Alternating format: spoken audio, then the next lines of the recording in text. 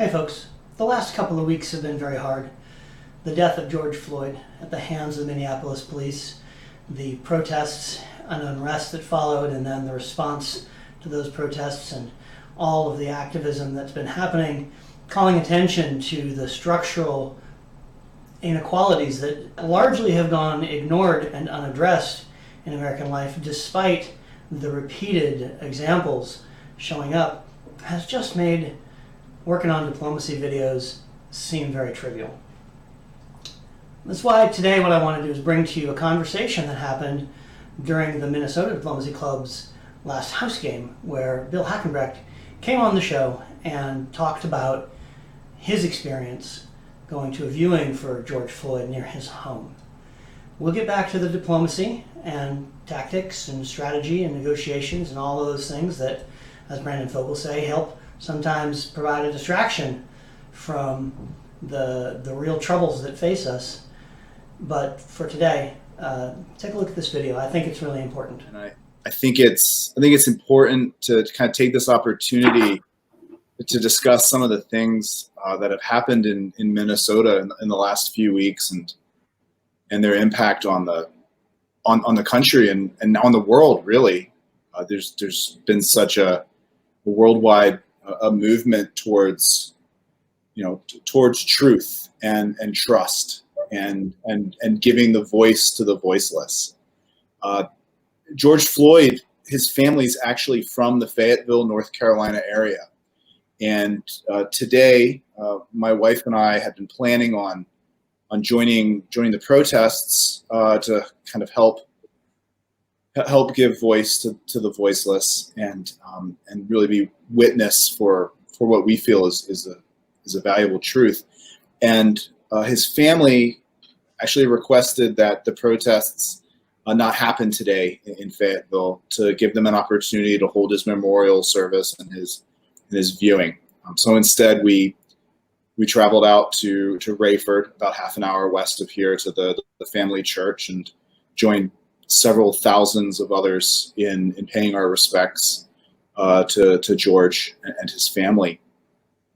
And for me, it really brought a human face. It really brought a humanity, a personal humanity to this, to this ongoing tragedy. And I think a lot of us are very fortunate that we don't have personal connections to victims of police brutality and social injustice.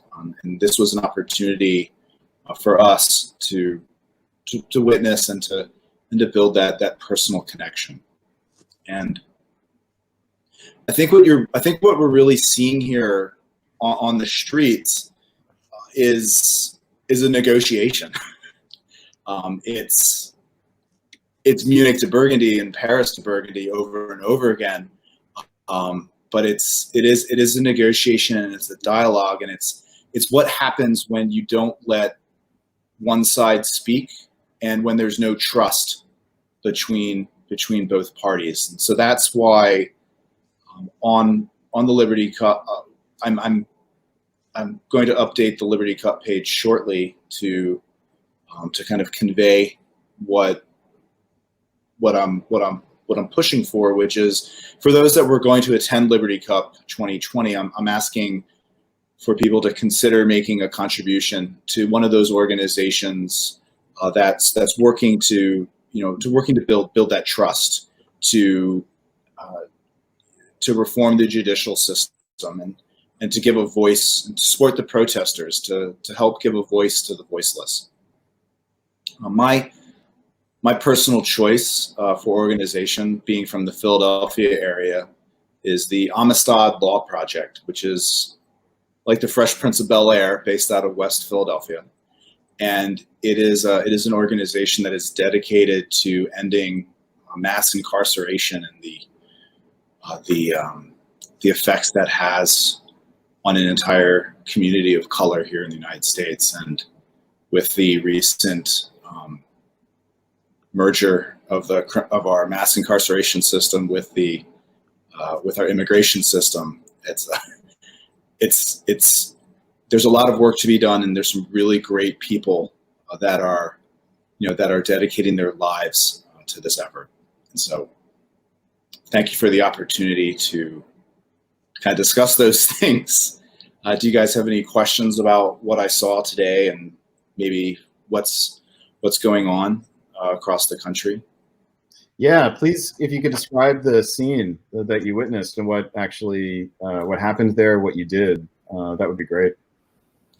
So there were thousands of people lined up in cars and waiting to enter the church around 11 o'clock this morning when the viewing started.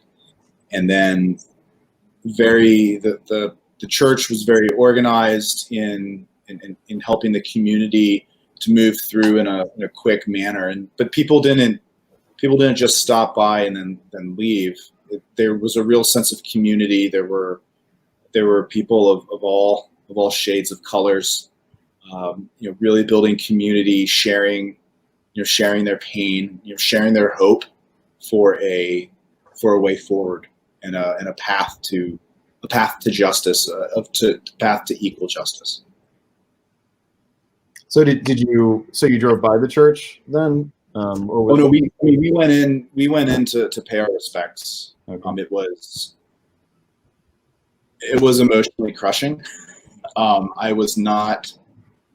knew it would be a personal impact. I did not anticipate how heavy of an impact it was.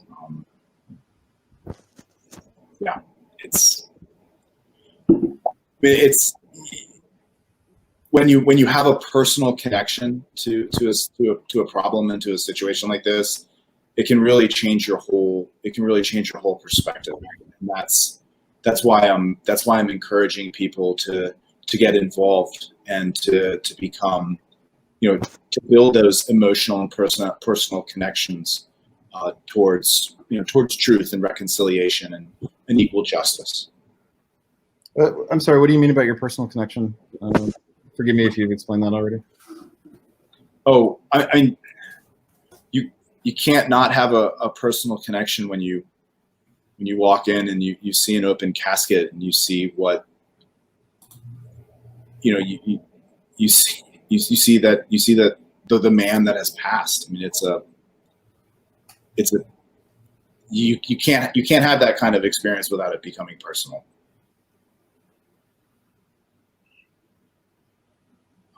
Thank you for sharing with us, Bill. Yeah, thank you for the opportunity. That's I think it's a painful truth in other parts of the world as well. And I guess I can't share that personal connection with this event. It's on the other side of the world. But seeing the response to it gives me some hope. And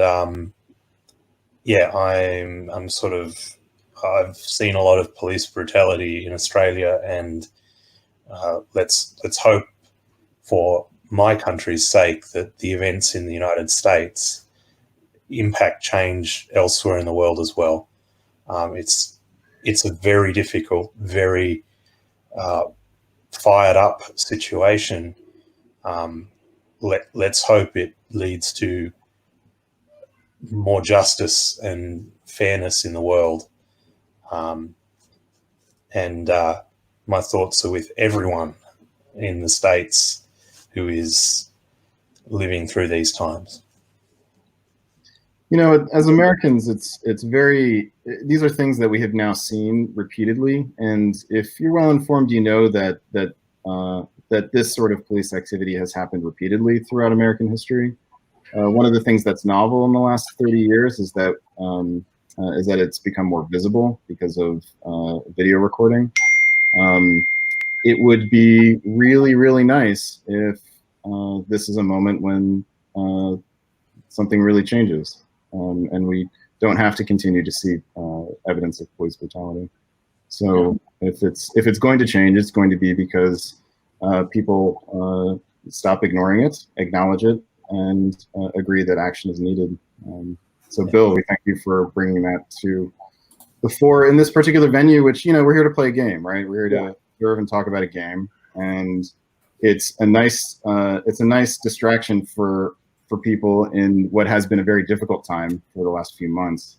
But it's important to remember that it is just a game, and that the important things that are happening outside of this little screen we still need to pay attention to. I think that's a hard conversation to have, and I'm really proud of Bill for bringing it forward and putting it on the table. I think it's a conversation that needs to be undertaken by people who are serious about trying to find a better world and build a better community. Diplomacy, face-to-face diplomacy in North America has had a diversity problem for decades. And through the efforts of some folks, and I'd like to think I've been a small part of that, we've been able to bend that curve towards having a more diverse and a richer community in the last few years. And I think it's important that we stand up and say, yeah, Black Lives Matter.